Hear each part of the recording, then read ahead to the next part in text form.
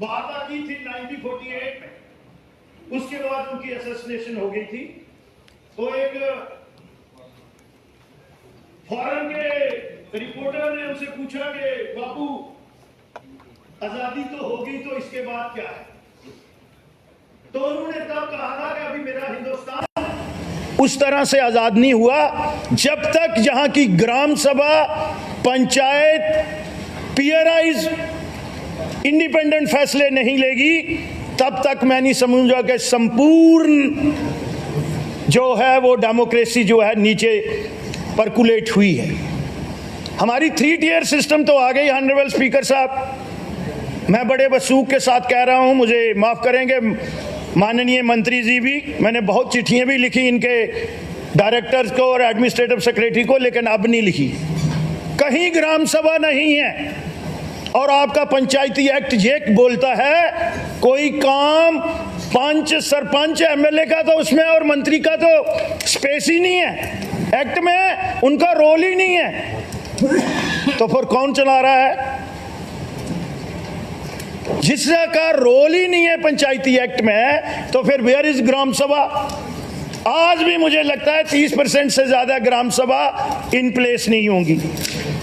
और अगर कहीं सीएजी ने इसका नोटिस ले लिया कि ड्रॉल कैसे हो गया, और उसमें रेशो लिखी हुई है, महिलाओं की भागीदारी कितनी होगी, युवा कितने होंगे, डिप्राइव क्लास कितने होंगे, कोई भी काम सरपंच या पंच, उनका काम है मॉनिटरिंग, लेकिन मॉनिटरिंग नहीं, वो वर्क ऑर्डर और उसमें है, उसमें ट्रांसपेरेंसी लाने की जरूरत है। ग्राम सभा इन प्लेस होनी चाहिए और वही वर्क ऑर्डर काम का फैसला करें। क्वालिटी के लिए मेरे साथी ने भी बोला होगा, आपके पास ऑर्डर बेस्ड एडमिनिस्ट्रेशन है, गैप्स रहते हैं, but make them accountable for that. Quality के साथ कभी भी कहीं भी कंप्रोमाइज नहीं होना चाहिए। लायबिलिटी की बात आई उधर से भी इधर से भी। कुछ लोगों ने, मेरे ऑनरेबल मेंबर्स ने स्कैंडल भी कहा, लेकिन उन लोगों का क्या कसूर है जिन्होंने एग्जीक्यूशन कराई है? Fix the responsibility of the DDOs, administrative secretary and director जो उस समय थे। कैसे हुआ काम? सिंगल लाइन एडमिनिस्ट्रेशन में डिस्ट्रिक्ट डेवलपमेंट कमिश्नर को क्यों डेजिग्नेट किया गया है? They all are the responsible and accountable for that, not the poor people. ये चीजें देखने की हैं और ये हाउस का कंसर्न है। मैं सिस्टम डिस्कस कर रहा हूं, उस समय एडमिनिस्ट्रेटिव सेक्रेटरी कौन था, कैसे काम हो गए, और इतनी बड़ी लायबिलिटी और गरीब लोग मर गए हैं। ये कोई छोटी बात नहीं है। तो मेरी गुजारिश होगी कि आप टाइम टू टाइम, उसकी कमेटियां बनी हैं, उनको देखिएगा, नजरसानी करिएगा, और जो जो लोग हैं वर्क ऑर्डर किए हैं, यहां से सैंक्शन हुई है, एक प्रेसिडेंट सेट करो। इन फ्यूचर सिस्टम को डिमोलिश कर दिया गया है, ऐसा थोड़ा होता है। और जुम्मेवारी ये कहते हैं नहीं जी, ये पॉलिटिशियन जो हैं ये हमें काम नहीं करने देते हैं। भाई किसी ने नहीं हम आप लोगों को 7 साल रोका, सफाई कर लेनी चाहिए थी, और आगे भी नहीं होगा ऐसा। इधर से भी बहुत अच्छी तकरीर आई है जनाब। एग्रीकल्चर बैकबोन है हमारी और हमारा इतिहास है, चाहे वो एक्सेशन का भी हो, कहीं ना कहीं फूड ग्रेन से जुड़ा हुआ है। और मुझे लगता है कि डिपार्टमेंट काम कर रहा है, लेकिन कम्युनिकेशन गैप वहां भी है। ऑनरेबल मिनिस्टर साहब, जितनी अवेयरनेस होनी चाहिए और जितनी भी पैसे ग्रांट्स आती हैं उसमें 6% मसलिनियस आता है। कहीं अवेयरनेस कैंप जो है वो इसीलिए आता है। सेंट्रल स्पॉन्सर स्कीम जितनी आती हैं, कल आपने जल शक्ति पे एक जल्दबाजी में कमेटी बना दी, मैं उसमें नहीं जाऊंगा, डिस्कशन बहुत हुई, लेकिन मैं उसका अकाउंट देख रहा था कि 6% जो है 13,000 करोड़ का 780 करोड़ बनता है। वो कहां जाएगा? क्वालिटी वाटर के लिए, सेफ वाटर के लिए कितनी अवेयरनेस हुए, वो कहीं ना कहीं तो जाता है। इस हाउस की हम लोगों की जिम्मेवारी है, मॉनिटरिंग पार्ट, और हम जिम्मेवार लोग हैं। तो इसलिए अवेयरनेस बढ़ाइएगा। आपके पास 7 कल्चर हैं, सातों जो हैं बड़े इंपॉर्टेंट हैं, सातों पे काम करने की जरूरत है। एक जगह पे हम वीक हो गए हैं, सेरिकल्चर में। एपीकल्चर को भी प्रमोट करने की जरूरत है, क्योंकि वो भी एक इंटरक्रॉप है। हम मल्टी क्रॉप सिस्टम की बात कर रहे थे, वो हमारी आज आप कश्मीर में फ्लावरिंग देख रहे हैं, और सबसे अच्छा क्वालिटी हनी होगा हमारा। हॉर्टिकल्चर है आपके पास, वो तो हमारी, लेकिन वो 16वां नंबर था। तो मेरी आपसे गुजारिश है कि जम्मू की जितनी बैरन लैंड है, जितने तराई एरिया है हमारा शिवालिक का, हम दोनों काम करते थे तो उसमें थोड़ी सुस्ती आ गई है। तो ऑनरेबल मंत्री जी, आपको उसमें तेजी लाने की जरूरत है। हम लोग आपको सपोर्ट सप्लीमेंट करेंगे।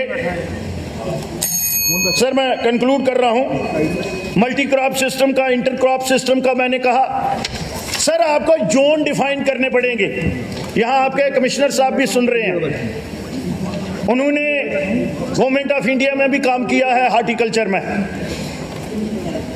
उनको काफी तजर्बा है। एग्रीकल्चर के पल्सेस की हमारे डेफिसिट है, हमें ऑयल्स के तरफ जो है ध्यान देने की जरूरत है। कंडी एरिया जिसको आप बोल रहे थे, रेनफेड एरिया, उसमें हमें पल्सेस के डेजिग्नेटेड जोन बनाने की जरूरत है, और रिस्पांसिबिलिटी दे देनी चाहिए दोनों डायरेक्टर्स को कि ये एरिया जो हैं, और उनको जो है पब्लिसाइज कर दो। हम डिपेंडेंट हो गए हैं, आगे काम ही नहीं कर रहे, क्योंकि आपके पास मिशन भी आया हुआ है। तो मेरी आपसे गुजारिश है, फिर आपके पास एनिमल हस्बेंड्री है, उसमें आप काम कर रहे हैं। गवर्नमेंट ऑफ इंडिया की बहुत अच्छी स्कीम्स हैं, लेकिन वहां भी लोगों को अवेयरनेस नहीं है। मैं अपने एरिया में देखता हूं, 2 का यूनिट है, 4 का यूनिट है, 6 का यूनिट है दूध देने वाले पशुओं का। आज भी हमारा यहाँ मिल्क प्रोडक्शन में डेफिसिट है, बाहर से मिल्क आ रहा है, और हम खुद कफील हो सकते हैं, विद इन नो टाइम हो सकते हैं, लेकिन डिपार्टमेंट को उस पर काम करना चाहिए। ये रिच मीट ईटर स्टेट है हमारी। आज भी 20 लाख से ज्यादा शीप्स एंड गोट्स जो है वो बाहर से इंपोर्ट की जाती हैं। हमारे पास ग्रेजिंग पास्चर एरिया बहुत है, हमें उसकी तरफ जाना चाहिए।